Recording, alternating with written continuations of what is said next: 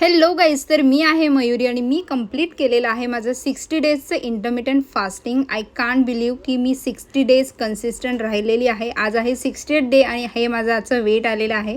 रोजचं रुटीन तुम्हाला नॉर्मली माहितीच आहे, तर त्या आज मी बोलणार आहे 60 डेजबद्दल. माझी फर्स्ट डेची व्हिडिओ बघा आणि आजची माझी एक्सरसाइजची व्हिडिओ बघा. किती मला तरी भरपूर डिफरन्स दिसतो आहे माझ्या इंच लॉसमध्ये. आणि अजून एक सांगायचं झालं तर मला या व्हिडिओज दरम्यान भरपूर अशा कमेंट्स आल्या होत्या की तुम्ही जे काही करताय ते चुकीचं आहे, तुम्हाला थकवा येईल वगैरे वगैरे.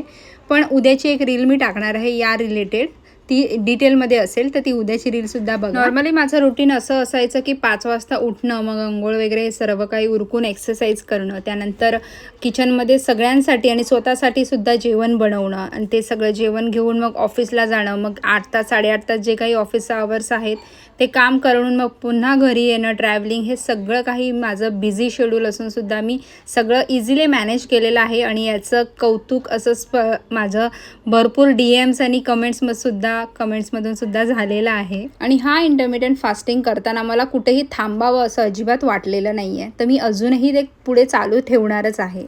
आता हा 60 डेजचं चॅलेंज मी पुढे अजून थोडंसं वाढवते आणि ते 75 डेजपर्यंत घेऊन जाते.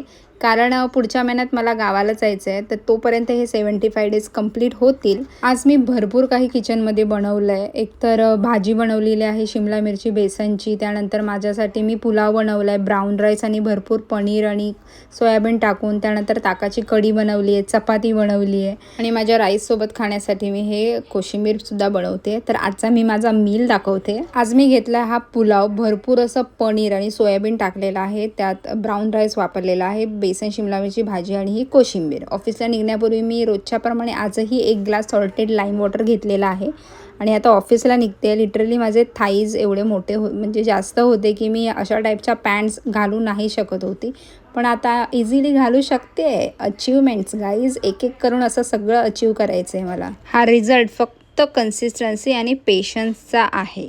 त्यानंतर मी माझा लंच करते दुपारी 2-1:30-2च्या दरम्यान आणि लंच झाल्यानंतर मी आता मल्टीविटॅमिन्ससुद्धा घ्यायला सुरुवात केलेली आहे.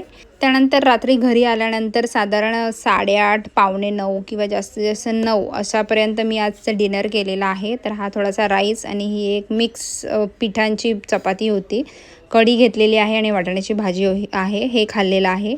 लिटरली माझं जेव्हा वजन 88 होतं तेव्हा मला असं वाटायचं की ॲटलिस्ट 75पर्यंत तरी पोचू दे आणि मी आता ती पोचलेली आहे. चला तर मग आता उद्या भेटूया, तोपर्यंत बाय.